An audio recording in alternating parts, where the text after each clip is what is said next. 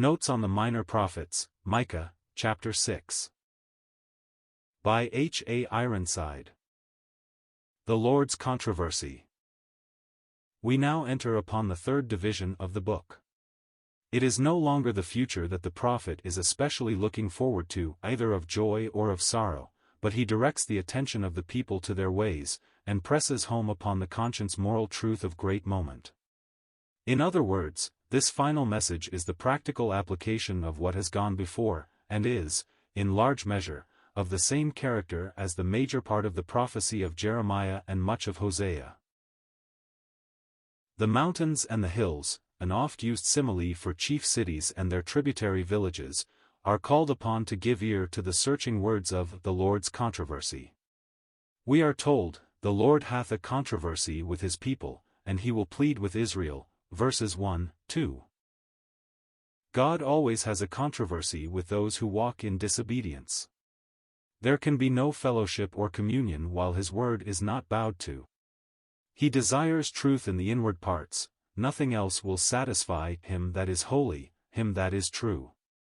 The moment the conscience is reached, and the heart bows before him in true self-judgment, controversy ceases, and communion is re-established.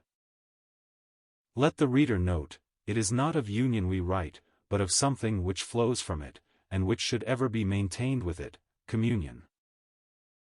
Union implies being partakers of the common life of all God's children. He that sanctifieth and they who are sanctified are all of one, Hebrews 2 verse 11. All such are eternally united to him from whom they derive that new life. This is a link that can never be broken. Otherwise the life communicated would be forfeitable, and not eternal. But communion is the normal state of one who has thus been made a child of God. It is the practical manifestation of that life in abiding fellowship with the Father and the Son. For the saints of Micah's day it was, according to the revelation then made, enjoyment of Jehovah's favor. This Israel had forfeited by disobedience, and it could only be regained by self-judgment. The principle abides. Only when that which is known to be contrary to the word of the Lord is unsparingly condemned in my own life and walk, will I enjoy communion with God. That Israel might be stirred up to desire this, he takes them back over their early days, reminding them of his patient grace with them from the day when he first brought them out of the house of bondage, verses 3-5. He had led them like a flock through the wilderness, permitting none to curse them, but, in his holy discipline, dealing with them himself when they sinned, that they might know the righteousness of the Lord. All his chastening was with a view to their blessing. Therefore the humbled soul might well ask, wherewith shall I come before the Lord, and bow myself before the high God? Did he demand sacrifices and offerings? Was it these that were lacking? Would he be pleased with thousands of rams and myriads of rivers of oil? Even though one gave upon the altar his dearest and best, his firstborn, would that avail for the sin of the soul? Was it by means such as these the interrupted communion was to be restored? Verses 6, 7.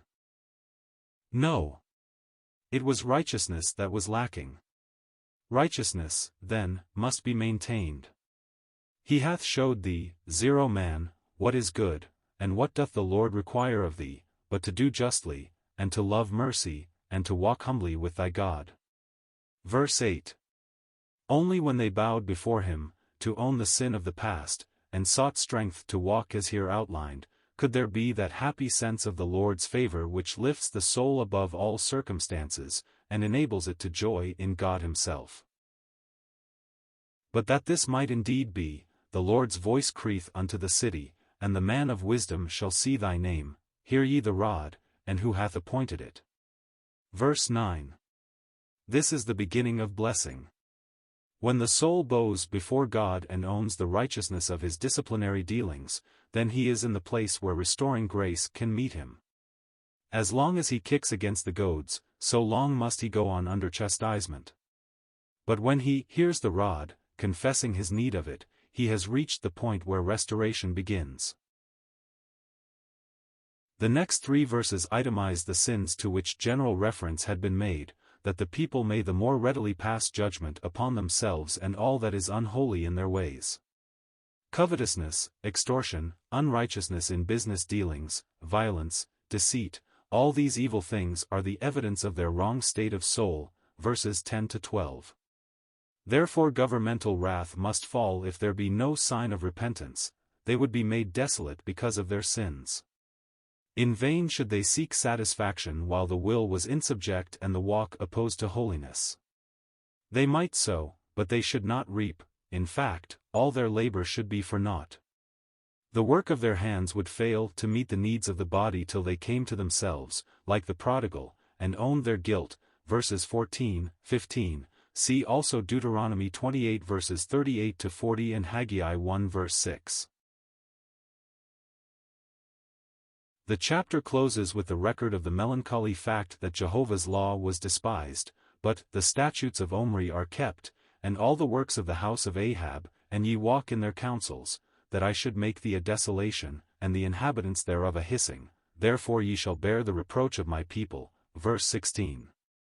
Solemnly and tenderly had the Lord pleaded, and set forth the grounds of his controversy with them, but the words fell on deaf ears and calloused consciences. They seemed bent upon their own destruction, and these things are written for our admonition. May we have ears to hear and hearts to understand.